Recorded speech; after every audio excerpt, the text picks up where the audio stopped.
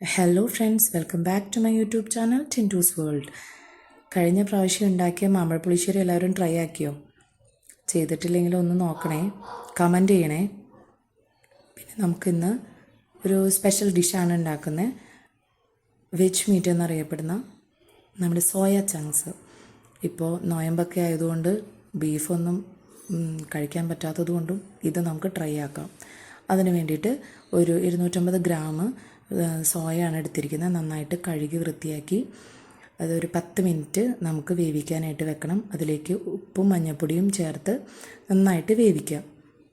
അത് നന്നായിട്ട് വെന്ത് കഴിയുമ്പോൾ 10 മിനിറ്റ് കഴിയുമ്പോഴത്തേനും നന്നായിട്ട് വേവും. അതിനുശേഷം നമുക്കതൊരു സ്ട്രെയിനറിലേക്ക് മാറ്റാം. ആ സ്ട്രെയിനറിൽ വെച്ച് തന്നെ നന്നായിട്ട് സ്ക്വീസ് ചെയ്യുക. അതിൻ്റെ വെള്ളമൊക്കെ നന്നായിട്ട് കളഞ്ഞിട്ട് നമുക്കത് കട്ട് ചെയ്തെടുക്കണം. അപ്പോൾ ചെറിയ സോയ മേടിച്ചാൽ പിന്നെ കട്ട് ചെയ്യണ്ടല്ലോ എന്നായിരിക്കും, പക്ഷേ ഈ സോയയാണ് ടേസ്റ്റ് കൂടുതൽ. നമുക്കൊരു പാത്രത്തിലേക്ക് വെളിച്ചെണ്ണ ഒഴിച്ച് സോയ ഒന്ന് ഷാലോ ഫ്രൈ ചെയ്തെടുക്കാം.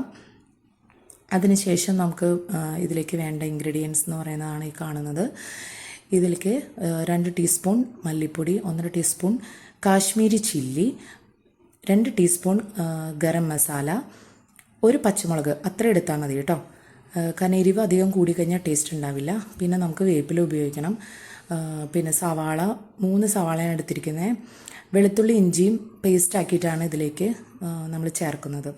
അപ്പോൾ ആദ്യം വെളിച്ചെണ്ണ ഒഴിച്ച് ഈ വെളുത്തുള്ളി ഇഞ്ചി പേസ്റ്റൊക്കെ ഇതിലേക്ക് ആഡ് ചെയ്യാം. അതിനുശേഷം സവാള, അരിഞ്ഞു വെച്ചിരിക്കുന്ന സവാള എല്ലാതും ഇതിലേക്ക് ആഡ് ചെയ്ത് നന്നായിട്ട് വഴറ്റുക. അപ്പോൾ ഇത് ഗോൾഡൻ ബ്രൗൺ ആവുന്ന വരെ വഴറ്റുക. അപ്പോൾ അതിന് മുൻപ് കുറച്ച് ഉപ്പ് ചേർത്താൽ പെട്ടെന്ന് നമുക്ക് ഗോൾഡൻ ബ്രൗൺ ആയി കിട്ടും. അതിനുശേഷം ഒന്ന് വഴറ്റിയതിന് ശേഷം നമുക്ക് ഇതിലേക്ക് എല്ലാ പൊടികളും മിക്സ് ചെയ്യാം. എല്ലാ പൊടികളും ആഡ് ചെയ്ത് ഇത് നന്നായിട്ട് വഴറ്റി നന്നായിട്ട് യോജിപ്പിക്കുക. ഇതിലൊരു പച്ച മണം മാറുന്ന വരെ നന്നായിട്ട് വഴറ്റണം. അതിൻ്റെ വേപ്പിലയും പച്ചമുളകും ആഡ് ചെയ്ത് ഒന്നും കൂടി ഇളക്കിയതിന് ശേഷം നമ്മൾ വെച്ചിരിക്കുന്ന സോയ നന്നായിട്ട് മിക്സ് ചെയ്യുക. അതിനുശേഷം നമുക്ക് ചേർക്കേണ്ട ഇൻഗ്രീഡിയൻ്റാണ് ഷെസ്വാൻ കെച്ചപ്പ്. സാധാരണ കെച്ചപ്പാണ് യൂസ് ചെയ്യാറ്. ഇപ്പോൾ ഒരെണ്ണം ഈ ഷെസ്വാൻ കെച്ചപ്പ് ട്രൈ ആക്കാമെന്ന് വിചാരിച്ചു. കുറച്ച് ചില്ലി ഫ്ലേവർ ആയിട്ടുള്ളത് കൊണ്ടും ഇത് നല്ല ടേസ്റ്റാണ്. ഇതിലേക്ക് കുറച്ചും കൂടി ഉപ്പ് ആഡ് ചെയ്ത് ഒന്ന് നന്നായിട്ട് ഇളക്കി അടച്ചു വെക്കുക. അതിനുശേഷം ഒരു 10 മിനിറ്റോളം സിമ്മിലിട്ട് ചെയ്തതിന് ശേഷം തുറന്ന് നമുക്കിതിലേക്ക് ഒരു ഇൻഗ്രീഡിയൻറ്റ് കൂടി ചേർക്കണം. അതാണ് തൈര്. 2 ടേബിൾ സ്പൂൺ തൈരാണ് നമുക്ക് ഇതിലേക്ക് ചേർക്കേണ്ടത്. നല്ല ടേസ്റ്റാണ്, നല്ല ക്രീമി ആയിട്ട് കിട്ടും നമുക്ക് ഈ തൈരും കൂടി ആഡ് ചെയ്ത് കഴിയുമ്പോൾ. അതിനുശേഷം നമുക്കിതൊരു പാത്രത്തിലേക്ക് മാറ്റാം.